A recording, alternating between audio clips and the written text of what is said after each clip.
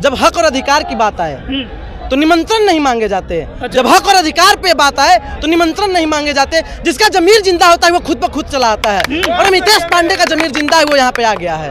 ये कौन लोग हैं भाई? पांडे वांडे मौझा जी लोग कौन लोग हैं जो कह रहे हैं कि आरक्षण खत्म होना चाहिए? अब जो लोग कह रहे हैं वो लोग पागल हैं, दिमाग में खराब है उनका। और जो लोग आरक्षण खत्म करने की बात कर रहा है ना, वो देश खत्म करने की बात कर रहा है। अमितेश पांडे ने उस समय भी बोला था कि अमन छीन लेंगे, चमन छीन लेंगे, अमन छीन लेंगे, चमन छीन लेंगे, और संविधान बदलने की बात करो तो तुम्हारी अर्थी पे से मनवादियों हम कफन छीन लेंगे। क्या बात कर रहे हैं अमितेश जी?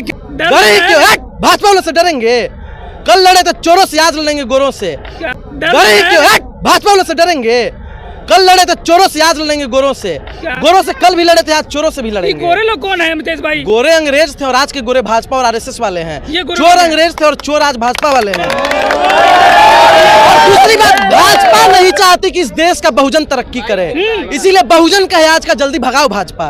चंद्रशेखर राव, मैं देश के समाज से कहूंगा कि दो ही लोग हैं इस देश में प्रधानमंत्री के पद के लायक। अच्छा, हाँ, उसी तरह से कह रहे हैं कि हमारे देश के जो भी दबे कुचले तबके के लोग हैं, निचले तबके के लोग हैं, हमारे देश के सवर्ण समाज को मिल करके उनका सहयोग करना चाहिए और उनको आगे बढ़ाना चाहिए। चंद्रशेखर रावण जी ने आज तक ऐसा कहा है कि सवर्ण समाज का विकास मैं नहीं चाहता हूँ। अगर कहा है तो आप दिखा दीजिए।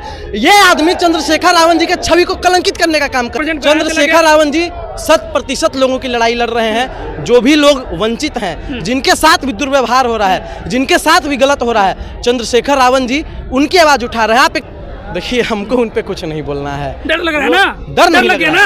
डरते तो हम किसी के बाप से भी नहीं है।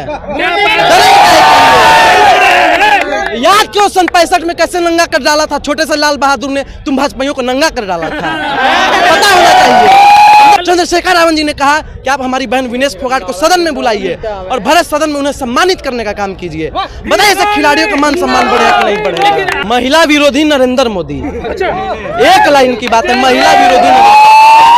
क्योंकि अगर महिलाओं के वो हितैषी होते हैं, विकास दुबे को गोली मार दिया जा रहा है, मुख्तार अंसारी को कर दिया जा रहा है, अतीक अहमद को, हमको तो आप जैसे पत्रकारों के सामने इंटरव्यू देने में भी डर लगता है। अब उत्तर प्रदेश में ये है, सारा कुछ जाति देख करके किया जा रहा है उत्तर प्रदेश में, तो जातीय जनगणना से क्या दिक्कत है? जाति जनगणना। चंद्रशेखर आजाद रावण यूपी से आते हैं, तो लगता है कि रावण राज होना चाहिए यूपी में? संविधान वाला रावण राज चाहिए। कह तो रहे हैं, कह तो रहे हैं, मुंह से ही कहा जाता है, 10 बार और कहीं से नहीं कहा जाता है।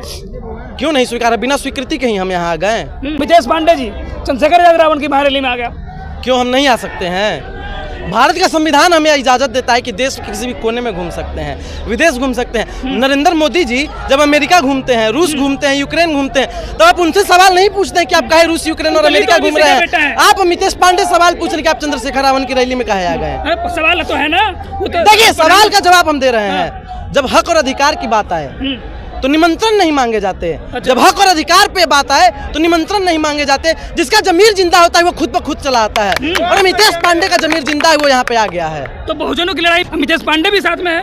अमितेश पांडे क्या बहुजनों की बात नहीं करता है? अमितेश पांडे इंग्लैंड से आया है, अमितेश पांडे बिहार का नहीं है, भारत का नहीं है। अमितेश पांडे अगर बहुजनों की बात करे तो आप रोक लेंगे? पत्रकार को क्यों दर्द हो रहा है? ये कौन लोग हैं भाई? पांडे वांडे मौझा जी लोग कौन लोग हैं जो कह रहे हैं कि आरक्षण खत्म होना चाहिए? अब जो लोग कह रहे हैं वो लोग पागल हैं, दिमाग में खराब है उनका। और जो लोग आरक्षण खत्म करने की बात कर रहा है ना, वो देश खत्म करने की बात कर रहा है। जो लोग संविधान खत्म करने की बात कर रहे हैं, वो देश खत्म करने की बात कर रहे हैं। लेकिन जब तक प्रधानमंत्री जी कर रहे हैं, जब तक हम रहेंगे, जब तक आरक्षण पे कोई हाथ ने आँच नहीं आने देंगे।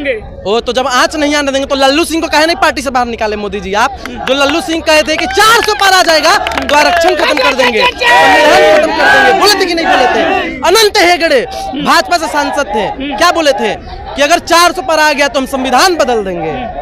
और अमितेश पांडे ने उस समय भी बोला था कि अमन छीन लेंगे, चमन छीन लेंगे, अमन छीन लेंगे, चमन छीन लेंगे, और संविधान बदलने की बात करो तो तुम्हारी अर्थी पे से मनवादियों हम कफन छीन लेंगे। क्या बात कर रहे हैं अमितेश जी? क्या बात कर रहे हैं? भाजपा वाले को चैलेंज कर रहे हैं इस तरह से, आपको डर है?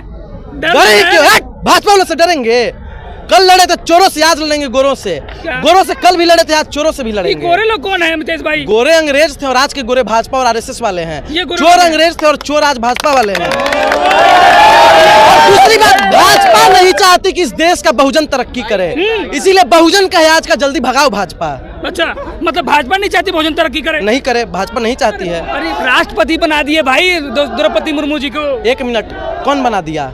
मोदी जी बोल रहे हैं, मोदी जी माफी मांगिए, पहले माफी मांगिए, हम माफी मांगिए। प्रधानमंत्री- अरे आपके आका सावरकर ने भी मांगा था, आपको माफी मांगना पड़ेगा।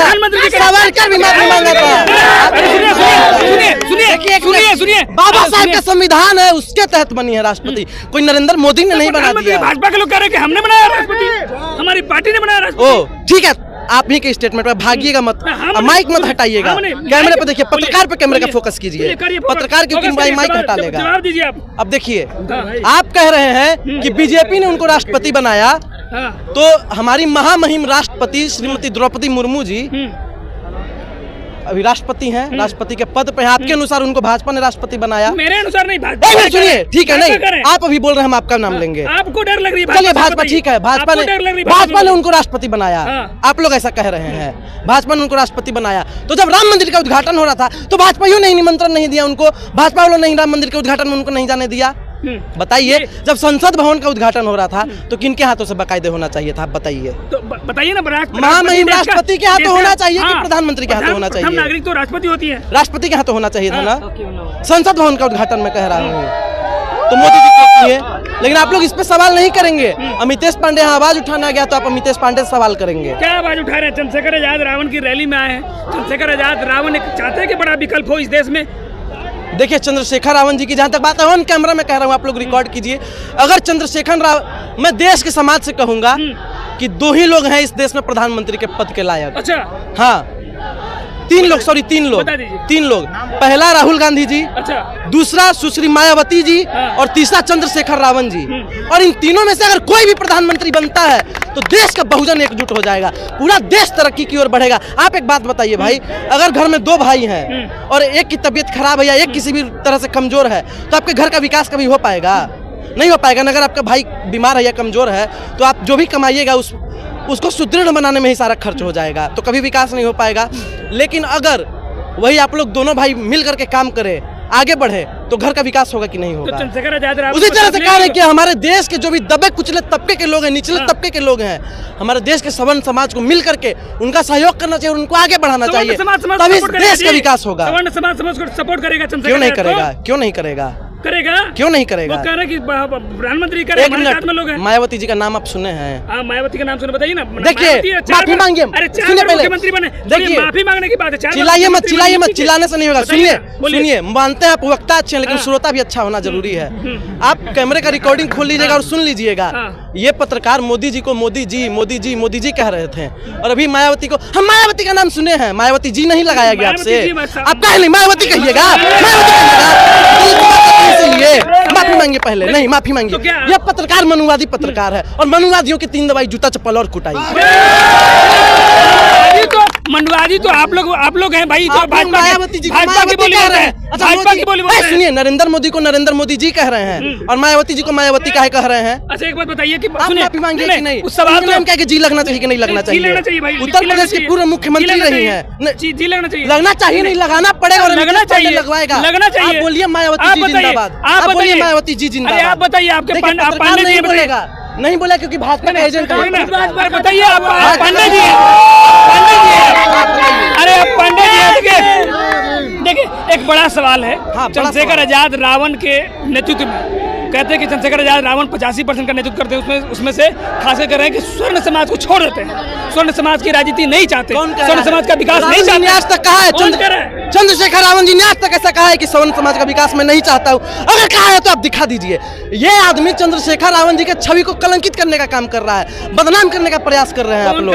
आप लोग मतलब ये कोई मतलब आप कैसे कह रहे हैं कि चंद्रशेखर रावण जी कहे? कभी आप बताइए, कहे कि सवर्ण लोग मान रहे हैं गलत है? 85% की लड़ाई लड़ रहे हैं, नहीं, 15% चंद्रशेखर रावण जी 100% लोगों की लड़ाई लड़ रहे हैं। जो भी लोग वंचित हैं, जिनके साथ भी दुर्व्यवहार हो रहा है, जिनके साथ भी गलत हो रहा है, चंद्रशेखर रावण जी उनकी आवाज उठा रहे हैं। आप एक बात बताइए, काफी विनम्रता पूर्वक पूछ रहा हूँ, अमितेश पांडे यहाँ पे है अभी, अगर अमितेश पांडे के साथ कुछ भी गलत हो जाता है और अगर चंद्रशेखर रावण जी तक ये बात पहुंच जाती है, तो क्या रावण जी नहीं आएंगे मुझसे मिलने? बिल्कुल आएंगे, मैं कहता हूँ बिल्कुल आएंगे। वो इस समय नहीं देंगे कि अमितेश पांडे है या अमितेश पासवान है या अमितेश राम है, वो आएंगे देखने और मिलने आएंगे मानवता के नाते। एक सवाल और है कि प्रधानमंत्री मोदी जी कहते हैं बायोलॉजिकल, सुने होंगे, इसका मतलब क्या समझते हैं आप? देखिए हमको उन पे कुछ नहीं बोलना है। डर लग रहा है ना? डर नहीं लग गया रहा। ना? डरते अरे भाजपा से डर लग गया ना? डरते तो हम किसी के बाप से भी नहीं है।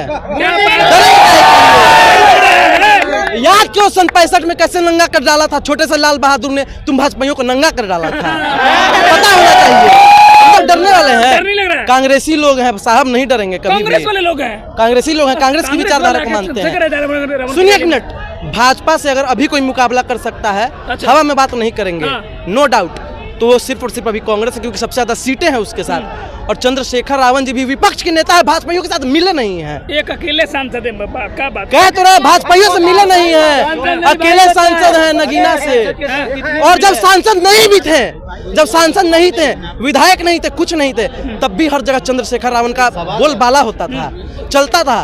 और अब तो सांसद है, आप देख रहे हैं कैसे जब विनेश फोगाट, हमारी बहन विनेश फोगाट के साथ अन्याय हुआ, उसमें रावण जी ये नहीं देखे कि कौन सी जाति की है, कौन सी समुदाय की है, सीधा सदन में बोले कि ये मनवादी विचारधारा के लोग हैं, महिला विरोधी लोग हैं, ये लोग नहीं चाहते कि महिलाएं आगे बढ़े। एक सवाल, चंद्रशेखर रावण जी ने कहा कि आप हमारी बहन विनेश फोगाट को सदन में बुलाइए और भरे सदन में उन्हें सम्मानित करने का काम कीजिए। बताइए ऐसे खिलाड़ियों का मान सम्मान बढ़ेगा कि नहीं बढ़ेगा? लेकिन रावण कह रहे हैं बहन बेटियों को सम्मान करना चाहिए सदन में लाके, लेकिन वही भाजपा कहती है बेटी बचाओ बेटी पढ़ाओ। और इस तरह से विनेश फोगाट के साथ में किया गया। मुजफ्फरपुर में घटना हुई, अभी कोलकाता में घटना हुई, लगातार बेटियों की रेप हो रहे हैं, लेकिन प्रधानमंत्री जी कहते हैं इसकी दुख हमें है, लेकिन अभी तक कोई न्याय नहीं मिल पाया। महिला विरोधी नरेंद्र मोदी, अच्छा, एक लाइन की बात है, महिला विरोधी।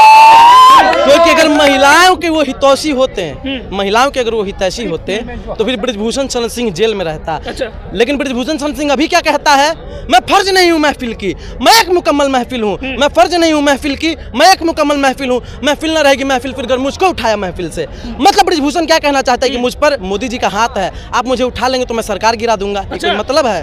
डर है। अब बताइए, ब्रिजभूषण, मोदी जी ब्रिजभूषण से डरते हैं? डरते हैं।